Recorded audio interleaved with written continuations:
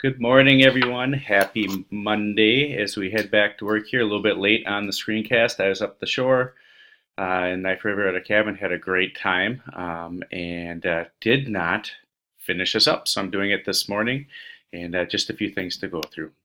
Schedule for the week staff development today. We have a staff meeting on Wednesday, and our first family breakfast of the year begins with fifth grade on Friday. So those are some of the big things that we have coming up. We also have picture retake on Tuesday. Monday staff development, just a quick reminder, 8 to 10 o'clock is math. If you haven't completed the online training, make sure you do that first. The rest of that time from 8 to 10 is yours as a team to collaborate and plan on math, especially with a new math series. It's important to have some time, so that's good that we have that. You can see lunch is 11 to 12. We're going to complete our gradual release of responsibility training from 12 to 2 after lunch, and then from 2 to 3:30 it's PLC time. So you can see we've built in a lot of time for you to be able to collaborate and work with your team regarding things that you need to do curriculum wise. So it's good to have that time. Conferences, just to thank you. I always enjoy conferences, and I always enjoy seeing what you're doing. I can't tell you how many compliments I get from families.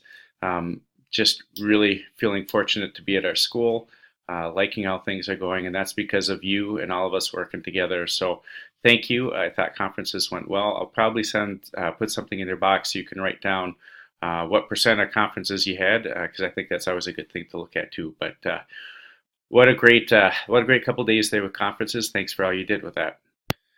Well, we had our building leadership team meeting last week, and that is usually right after we have the district curriculum and the learning supports district meetings.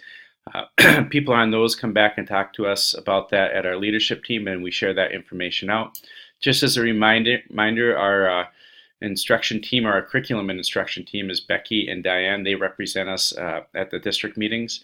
They had some information to share. One is just curriculum and instruction information, contacts here. You can see that there's a link here. What it is Rachel Jens, Kelsey Nash, all those numbers are right there, and just some basic information.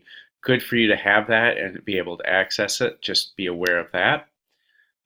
Also, share the date.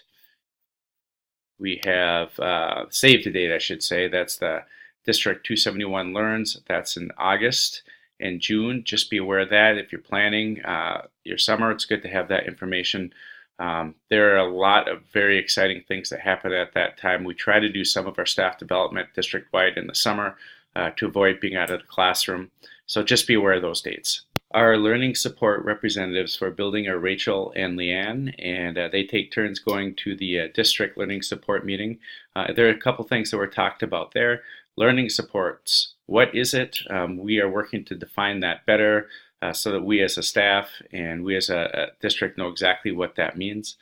So stay tuned. There's going to be some information eventually will come out on that. One idea that was discussed was a list of district resources, how they could be compiled and shared with staff for ease of use. Those things that learning supports have access to or that fit under that umbrella, making it easier for you to know and be able to access for our families at a building level. So that's something that they're working on. This kind of fits under learning supports. The PBIS team for Westwood Met, continuing to work on the matrix. We're working on fine-tuning the lunchroom part of the matrix. We're also thinking about how we're going to get feedback from you on that. So know that we'll have that something at a staff meeting just to share where we're at. Also looking a little bit at some kind of voice matrix for the hallway. Just trying to think how we can make that standardized across the whole school. Once again, that's something we would share with you, but just thinking about that, we have a subgroup working on that. So some things that continue to move forward with PBIS too. Finally, I just wanted to share a little bit about what we are doing as elementary principals for our staff development this year. We're focusing on equity and culture. We're meeting monthly for a pretty extensive amount of time. And Dr. Khalifa is a researcher at the University of Minnesota. You might recognize that name. He's the person that collected some information about our school from staff and students a couple years ago. And like I said, we're meeting monthly, just trying to see what we're doing as a building and as a district to try to keep us moving forward. And we're focusing on bias and culture. Um, so I think we all know that our biases affect our actions, and we need to be aware of that. But as Dr. Khalifa said, if that's as far as we go, we're not really causing the change or making as much of a difference as we'd like to. And that made me think a little bit of when I was a kid. My family belonged to a church that sponsored a number of different Hmong families to come and live in Duluth. And my mom was really big on that and really got to know them and helped with that. And they trusted her. And at one point, a Hmong mom asked my mom how come she didn't love her kids. And my mom was taken aback. And she said, "Why? What do you mean?"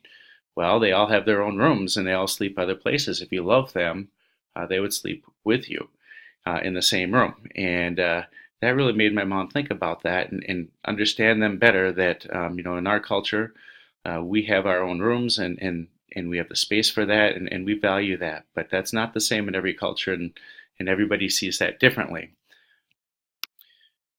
And I don't really think either culture is right or wrong in that. It's just the way that each culture was brought up and how it works. And it made me think a little bit about at Westwood.